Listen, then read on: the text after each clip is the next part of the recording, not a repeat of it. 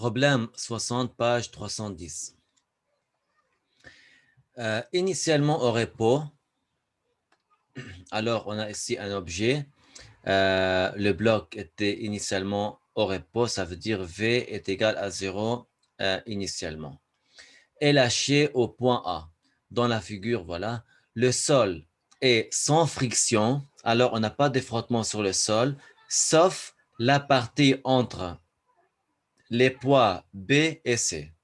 Alors, entre B et C, comme vous voyez ici, on a des frottements. OK? On a de frottements. Mais de A à B, ici, on n'a pas de frottement. Et de C à D, on n'a pas de frottement. OK. Le bloc est en mouvement sur le sol, frappe un ressort ayant une constante de rappel de 2225 newtons par mètre. OK? Alors, on comprime le ressort de x est égal à 0,3 mètres. On a une compression ici. À partir de sa position d'équilibre. Là, c'est la position d'équilibre. Et ici, on a une compression à droite, 0,3 mètres. Avant de s'arrêter momentanément, alors à la fin, on n'a pas de vitesse. On peut dire VD est égal à 0. Déterminer le coefficient de frottement cinétique entre le bloc et la surface rugueuse entre les points B et C. Alors, on doit calculer mu. Laissez-moi ouvrir une nouvelle page. Qu'est-ce qu'on a ici alors? Tout d'abord, entre B et C, on a de frottement. Et en général, ici, on a un système isolé. On a un système isolé, on peut utiliser l'équation générale d'énergie, delta, énergie mécanique, est égale à l'énergie, à delta, énergie cinétique, plus delta, énergie potentielle. Vous savez bien ici que l'énergie potentielle, c'est l'énergie potentielle de pesanteur, énergie potentielle de pesanteur, plus delta énergie potentielle élastique. Tout ça est égal oméga F. En général, on a ça. Mais maintenant, on a un déplacement de l'objet de A à B, à C, et finalement, on a le bloc ici, la position D. Et qu'est-ce qu'on peut faire ici? Est-ce qu'on peut prendre le mouvement entre A et B, ou, ou entre B et C, ou entre C et D, ou entre A et C, et A et D? Ça dépend qu'est-ce qu'on veut exactement. OK? Laissez-moi expliquer la situation en général. Et après, je parle comment peut-on résoudre ce problème. Alors ici, on a cette relation. Si je prends en général entre A et B. Alors, entre A et B, comme vous voyez ici, on n'a pas de frottement. Alors, F est égal à 0. On peut dire ici, on a une conservation d'énergie mécanique. Alors, énergie mécanique initiale est égale à énergie mécanique finale. Très bien. Alors, comme ça, qu'est-ce qu'on peut calculer? On peut calculer la vitesse, par exemple, en point B. C'est la position finale. Ici, l'objet, il a une vitesse VB. Alors, à partir de cette relation, on peut calculer, par exemple, VB. Très bien. Mais je n'ai pas besoin de calculer VB. Je demande pas la vitesse de VB. alors ça ne sert à rien ça. Si je prends maintenant entre A et C, alors entre A et C. Entre A et C, il y a une partie où on a un frottement et l'autre partie, il n'y a pas de frottement. Alors, comme on a une petite partie où on a un frottement, il faut écrire delta énergie mécanique est égal à oméga F. L'énergie mécanique est égale à l'énergie mécanique initiale finale moins l'énergie mécanique initiale est égale à oméga F. Oméga F est égal à moins F fois D. D, où se trouve le frottement? Juste ici. Alors, D est égal à 6. À partir de cette équation, on aura deux inconnus. En F, on a mu fois N. Alors, mu, c'est inconnu. Et avec l'énergie cinétique finale, ici, on a énergie cinétique finale et on a énergie potentielle finale. Avec l'énergie cinétique finale, on a l'objet se trouve ici, avec une vitesse VC. Alors, on a ici mu inconnu et VC inconnu. Alors, c'est dur à calculer que mu. Alors, pour prendre entre A et C, aussi c'est difficile. Laissez-moi prendre maintenant entre A et D. A et D. Si je prends entre A et D, alors, à mon avis, c'est la meilleure solution parce que je n'ai pas besoin de calculer VB et VC. Parce que moi, je prends l'état initial où le bloc se trouve en A et l'état final où le bloc se trouve en D. Alors, je ne prends pas en compte la vitesse de VB et la vitesse de VC. Alors, la solution sera entre A et D. A, ça veut dire le système initial lorsqu'on a ce système, comme vous voyez ici. On a le ressort était au repos. On a le bloc avait une vitesse est égale à 0, avec une hauteur est égale à 3 mètres. Alors, c'est le système et vous savez bien que c'est bien de prendre l'axe X en bas parce qu'on a la hauteur. Très bien. Ce système initial, comme entre A et D, alors je prends entre A et D, D se trouve ici, D. Comme on a une petite portion avec frottement, alors on est obligé d'écrire delta énergie mécanique est égal à oméga F. On n'a pas une conservation d'énergie mécanique. Même si vous avez une petite portion comme ça, avec des frottements, quand tu prends entre A et D, à cause de cette petite portion, on ne peut pas dire on a une conservation d'énergie mécanique. Il faut écrire cette relation. Delta énergie mécanique est égal énergie mécanique finale moins énergie mécanique initiale est égal à oméga F. Énergie mécanique finale est égale à énergie cinétique finale plus énergie potentielle de pesanteur finale plus énergie potentielle élastique finale. OK?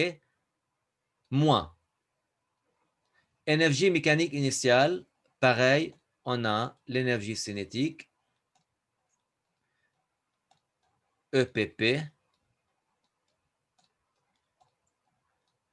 EPE est égal à moins F fois D. Juste ici, on a. Alors, fois D. Et vous savez bien que F est égal mu fois N fois D. D est égal à 6. Voilà. Le système initial, je vais calculer maintenant ses valeurs. Quand le système initialement était ici, alors on n'a pas de vitesse. Alors, énergie cinétique est égale à 0. Alors, énergie cinétique initiale est égale à 0. Par rapport à l'énergie potentielle de pesanteur, on a une hauteur est égale à 3 mètres. Alors, énergie potentielle de pesanteur est égale à mg fois 3. Énergie potentielle élastique, comme vous voyez ici, on n'a pas de compression, on n'a rien. Alors ici, on n'a pas. Là, par rapport à l'état initial. L'état final. L'état final, l'objet se trouve ici. Voilà. Et là, on n'a rien. Et vous savez bien que initialement, elle était là, le ressort. Alors, on a une compression est égale à X. Et voilà. Ça, c'est le système final ici. Dans le système final, énergie cinétique finale est égale à 0 parce qu'il a dit, lui, on est arrivé à la fin avec une vitesse est égale à 0. Par rapport à ça, à propos de ça, à propos de EPP, comme vous savez que sur ces points-là, on n'a pas de hauteur, on n'a pas de hauteur. H de D est égal à 0. Alors, énergie potentielle finale est égale à 0. Il reste ici énergie potentielle élastique finale. Comme vous voyez ici, on a X. Alors, on peut dire là, on a K sur 2 fois X au carré. Très bien, on a calculé maintenant toutes les valeurs. Il reste N. Pour calculer N, vous savez bien, il faut appliquer la loi de Newton. Vous avez ici N et là, on a M fois G. Alors, on peut dire là que N moins M fois G est égal à 0 parce qu'on n'a pas de mouvement. Alors, N est égal à M fois G. Très bien. Là, on a énergie cinétique finale est égale à 0 plus énergie potentielle finale est égale à 0. Alors, qu'est-ce qu'on fait là? On ajoute toutes ces valeurs-là ensemble.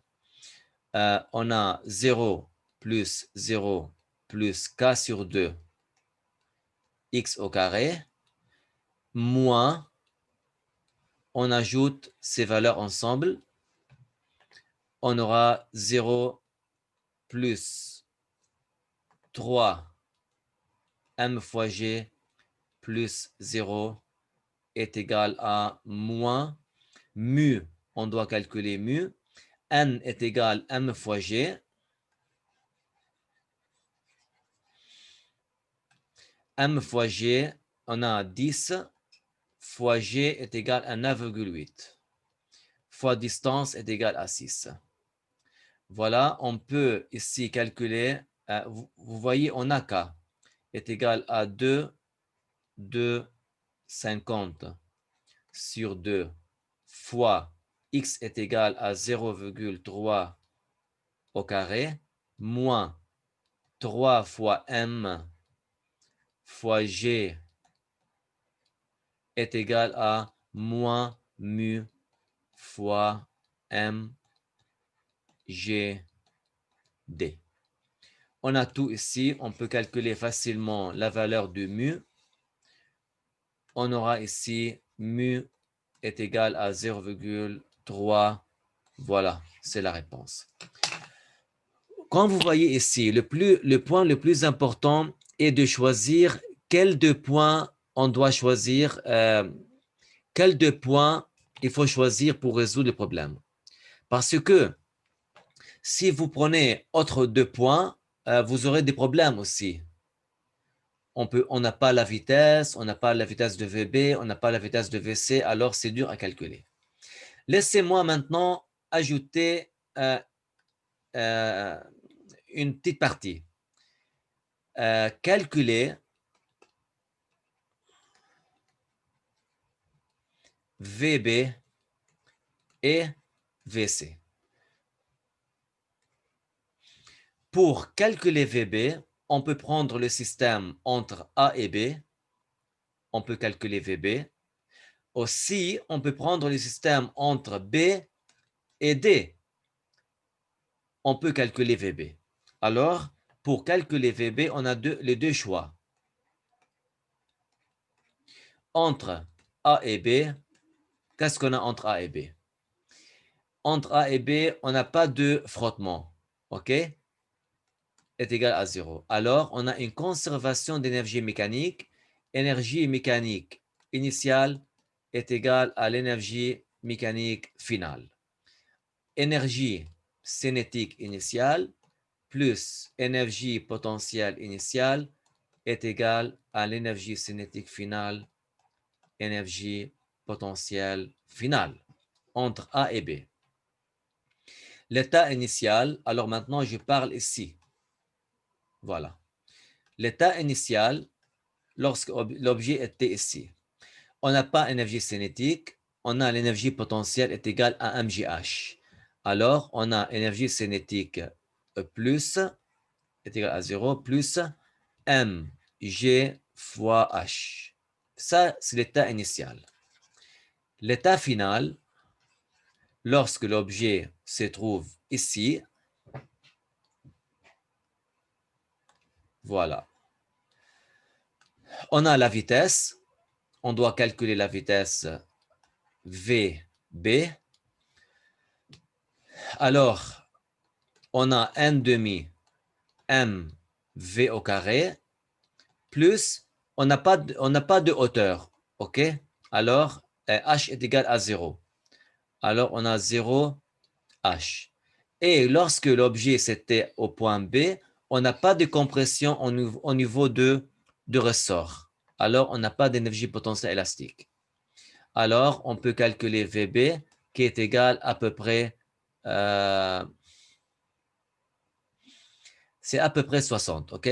On peut dire à peu près 60.